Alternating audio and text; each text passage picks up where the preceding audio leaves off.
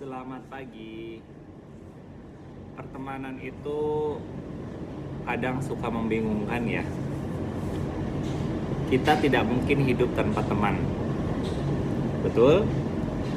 Tapi terkadang kita punya teman itu hanya bisa membuat pusing kita sendiri.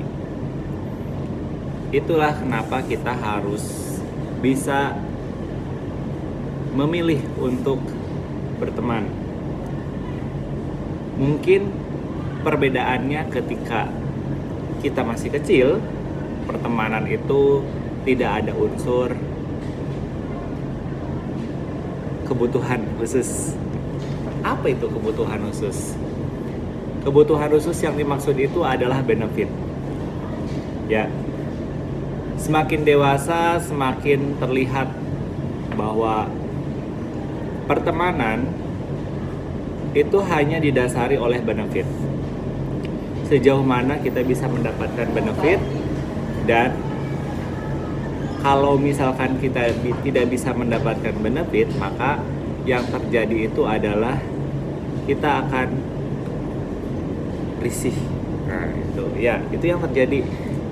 Kalau misalkan untuk anak-anak, mereka nggak ada pemikiran untuk mendapatkan benefit. Anak usia 5 tahun, 4 tahun, 3 tahun, ya kan?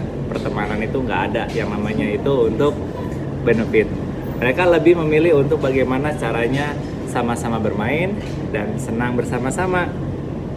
Tapi kalau misalkan semakin dewasa itu semakin beda lagi ya teman-teman.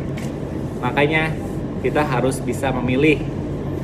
Bukan kita kriteria untuk menghindari hal-hal yang toksik ya, tapi kita juga harus menjaga pikiran kita agar tetap sehat dari emosional yang hanya bisa membuat diri kita semakin terpuruk.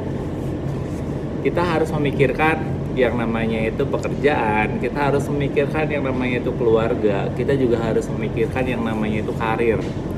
Jangan sampai pertemanan itu akan menghambat seluruh proses yang harus kita kejar, yang harus kita capai.